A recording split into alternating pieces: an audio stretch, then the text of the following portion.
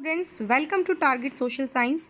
इन today's class हम क्या करने वाले हैं, reshaping India's political map chapter 2 history के असर्शन रीजन क्वेश्चंस करने वाले हैं। तो मैं आपके लिए लेकर आ गई हूँ इस चैप्टर से 20 ऐसे असर्शन रीजन क्वेश्चंस जो आपका कंप्लीट चैप्टर का रिविजन भी करवा देंगे और साथ साथ आपके ये क्वेश्चंस जो आपके एग्जाम में बहुत पूछे जाते हैं, तो आपकी ये वीडियो बहुत काम की होने वाली है। So without wasting time let's get started. So I think आप सबको पता है असर्शन रीजन क्वेश्चंस के लिए इस तरीके के 4 ABCD स्टेटमेंट्स आपको दिए रहते हैं और जो करेक्ट स्टेटमेंट फॉलो होती है असर्शन और रीजन पर वो आपको टिक करने होते हैं। ओके, सो पहला असर्शन है, Sultan Mohammad bin Tughlaq shifted his capital from Delhi to Daulatabad in the 14th century. So 14th century में Delhi to Daulatabad capital shift करी थी, बिल्कुल सही। He believed that the central location in the Deccan would allow better administrative control over the expanding continent. Right. तो क्यों उसने करी थी?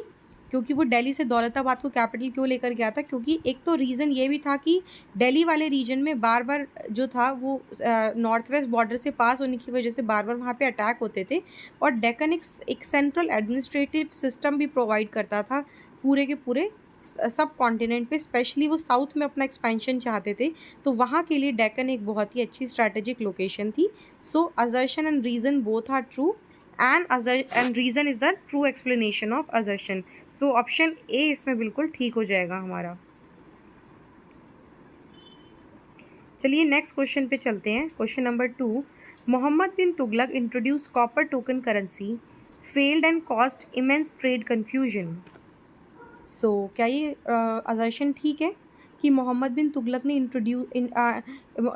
Introduction of copper token currency fail हो गई थी क्योंकि इसमें ट्रेड से रिलेटेड कन्फ्यूजन हो रही थी, मतलब जो करेंसी एक टेरिटरी में चलती थी वो दूसरे में नहीं चलती थी। Correct. The statement fail to control minting leading to widespread counterfeiting as people easily minted fake copper coins at home. The state fail to control minting, yes correct, leading to widespread counterfeiting. Counterfeiting मतलब लोगों ने इसके copy, सिक्कों के copy बनाने शुरू कर दिए थे, इसीलिए क्या कॉपर टोकन करेंसी का जो सिस्टम था वो फेल्ड हो गया था। तो बिल्कुल सही है और दोनों रीज़न जो है वो असर्शन को फॉलो करता है, तो ये भी ऑप्शन ए इसका करेक्ट आंसर हो जाएगा। फ्रेंड्स, मुझे एक बार कमेंट में ज़रूर बताना कि आपके कितने 20 में से कितने ऑप्शंस आपके ठीक हुए।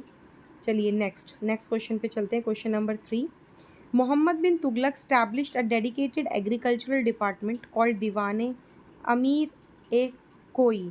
तो क्या मोहम्मद बिन तुगलक ने एक एग्रीकल्चर डिपार्टमेंट स्टैब्लिश किया था, अमीर ए खोई? Yes correct. Alauddin Khilji introduce the dak system to prevent military fraud. तो दोनों करेक्ट हैं, बट जो रीज़न है वो असर्शन का एक्सप्लेनेशन नहीं है, तो ऑप्शन बी जो होगा वो इसका करेक्ट हो जाएगा। The Delhi Sultanate exercised complete and unchallenged control across the entire Indian subcontinent throughout its rule. क्या दिल्ली सल्तनत ने complete and unchallenged control establish कर लिया था पूरे सब कॉन्टिनेंट पे? क्या ये स्टेटमेंट आपको ठीक लग रही है स्टूडेंट्स? नहीं, ये स्टेटमेंट गलत लग रही है क्योंकि उनका जो रूल था उसको बहुत सारे रीजनल किंगडम्स चैलेंज कर रहे थे, जैसे बहमनीस, जैसे कि Hoysalas, eastern Gang. Regional kingdoms like Eastern Gang Hoysala continuously resisted Sultanate expansion and maintain a independent rule। तो ये बिल्कुल सही है। सो A is false and R is true। तो ये आपका सही ऑप्शन हो जाएगा, option number D. A is false and R is true। Next question पे चलते हैं। Jizya was a tax imposed on non Muslim subject under the certain medieval Islamic rulers. तो क्या जजिया जो नॉन मुस्लिम्स के ऊपर टैक्स था वो मिडिएवल इंडिया में कुछ सर्टेन इस्लामिक रूलर्स के उसमें लगाया गया था? Emperor Akbar permanently increase the rate of jizya to finance his military campaigns in the Rajasthan. क्या उसने जिजिया को और ज़्यादा इंक्रीज कर दिया था? जल्दी से बताइए रीज़न। रॉन्ग है। और असर्शन सही है। तो कुछ कुछ मिडिएवल रूलर्स ने ही लगाया था, तो A is true, R is false, option C. अब जो हमारा next set of assertion reason होने वाले हैं वो रेजिस्टेंस मूवमेंट और सदर्न एम्पायर से रिलेटेड होने वाले हैं। So question number 6, the battle of Talikota in 1565 dealt a devastating blow to Vijayanagara empire. तो ये ऑप्शन बिल्कुल सही है असर्शन। तालीकोटा में जो विजयनगर एम्पायर था उसकी डिफीट हो गई थी। A combined coalition of Deccan Sultanate defeated Vijayanagar forces leading to the sacking and destruction of Hampi। तो ये भी बिल्कुल सही है। जो ये विजयनगर की जो 5 सल्तनत जो डेक्कन सल्तनत जो थी 5, वो सब मिलकर किसके अगेंस्ट हो गई थी? विजयनगर के अगेंस्ट हो गई थी। तो ऑप्शन ए करेक्ट हो जाएगा आपका। नेक्स्ट क्वेश्चन नंबर 7 पे चलते हैं बेटा। Krishnadevaya was a prominent ruler of the Tuluk dynasty who expanded the Vijayanagar empire। क्या ये तुलुक डायनेस्टी का था कृष्णदेवराया? यस, जल्दी से अपना आंसर बताइए। Portuguese traveler Domingo Pais visited Vijayanagar and left detailed historical accounts of his grandeur। बिल्कुल सही। तो जो कृष्णदेवराय था ना, ये कौन सी डायनेस्टी से था? ये विजयनगर एम्पायर में था और ये तुलुक डायनेस्टी को बिलोंग नहीं करता था। तो ये रॉन्ग हो जाएगा और आर सही हो जाएगा। A is false and R is true. तो ऑप्शन डी करेक्ट हो जाएगा आपका। Sorry, correct answer is option B. अच्छा, एक बार देख लीजिए, कृष्णदेव राय तुलुक डायनेस्टी को बिलोंग करते थे, बिल्कुल सही है। और पोर्तुगीज़ जो यहाँ पे आया था वो भी सही है, बट ये दोनों एक दूसरे को फॉलो नहीं करते हैं। तो ऑप्शन 7 जो होगा वो आपका क्वेश्चन नंबर 7 का ऑप्शन बी हो जाएगा बेटा।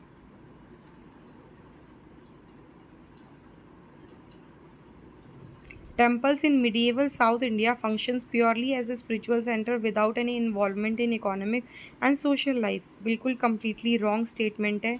Temples receive extensive land grants, managed agricultural infrastructure and acted as a financial bank, provided credit to the traders and farmers। तो assertion is wrong and reason is true। जो temples थे वो grants भी manage करते, agriculture infrastructure भी manage करते थे। तो ये सारा जो टेम्पल था वो क्या था? अलग अलग मतलब not only the spiritual centres but social and economic centres भी थे। तो A is false and R is true. Option D is the correct. Question number 9 पे हम लोग आ गए हैं बेटा।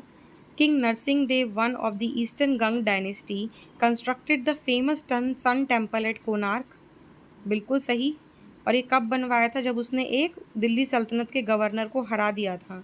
The monument was build partially to commemorate a military victory against the invading forces of Bengal governors of the Delhi sultanate. बिल्कुल सही। So option A is the correct. Ahom kingdom से रिलेटेड अब कुछ क्वेश्चंस देख लेते हैं। Ahom kingdom of Assam successfully resisted Mughal attempts as long-term conquest and annexation।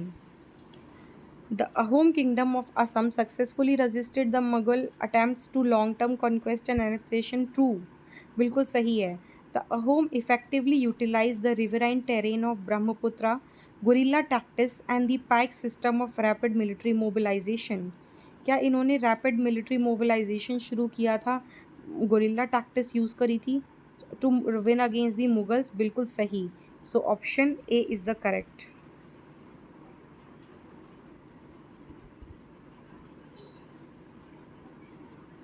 चलिए, Ahom General Rachid Borkupan defeated Mughal forces in the strategic naval battle of Saraighat in 1671।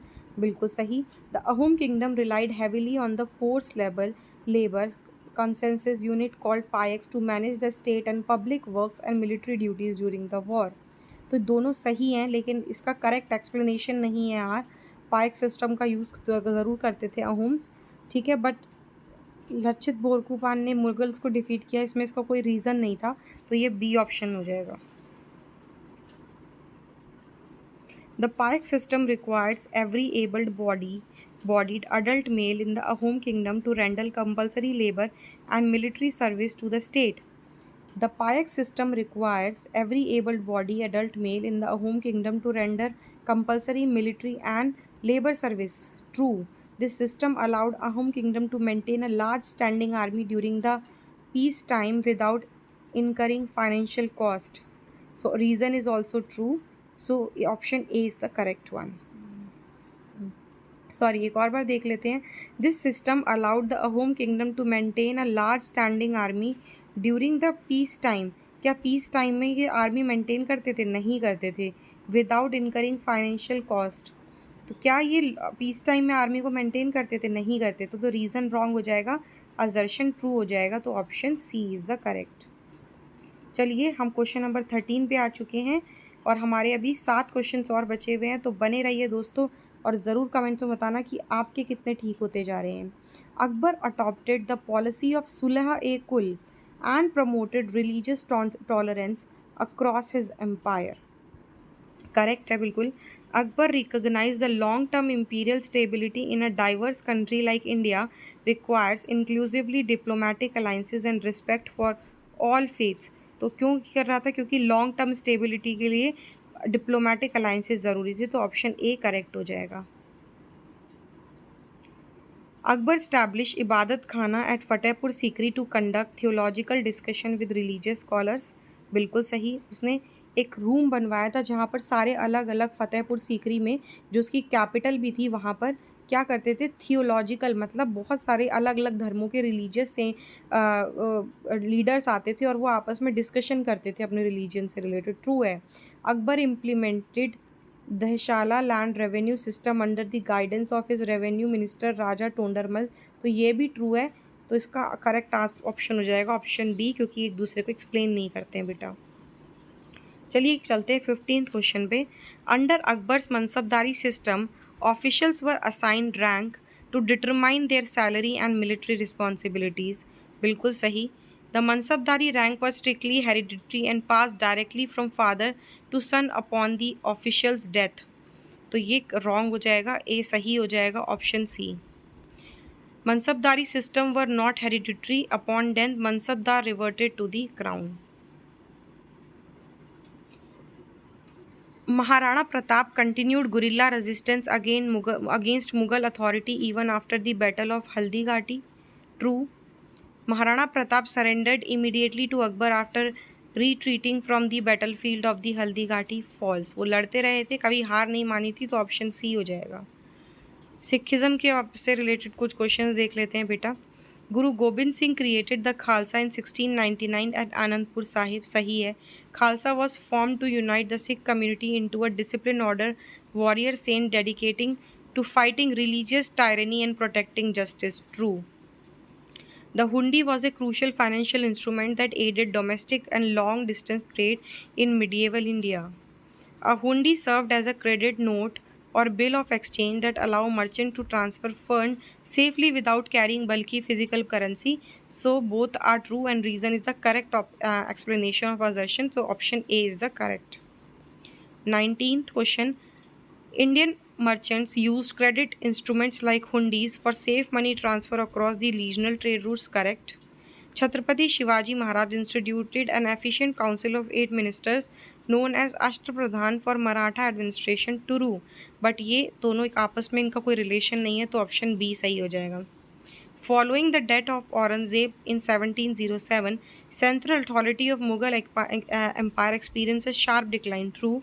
Protracted wars in the Deccan, succession struggles, and the rise of powerful regional forces like Marathas and Sikh fragmented Mughal territorial control। True। So reason सही बताता है कि क्यों औरंगजेब का 1707 में decline हुआ था, क्योंकि डेक्कन में वॉर चल रहे थे लगातार, सक्सेशन का स्ट्रगल हो रहा था बिटवीन, है ना, different hires of Mughal and regional kingdoms का तो राइज हो ही रहा था लाइक मराठास का।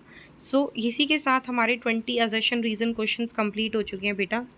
अगर आप चाहते हैं कि मैं इसी तरीके से हर एक चैप्टर के हिस्ट्री के और असर्शन रीजन क्वेश्चन आपके लिए प्रैक्टिस के लिए लेकर आते रहूँ, तो मेरे चैनल को सब्सक्राइब कर दीजिए और वीडियो को लाइक कर दीजिए। और अभी तक अगर आपने इस चैप्टर की एक्सप्लेनेशन नहीं देखी है तो वो वीडियोज़ को ज़रूर मेरे चैनल पर जाकर देखिएगा। Thank you so much. Bye bye students, have a nice day.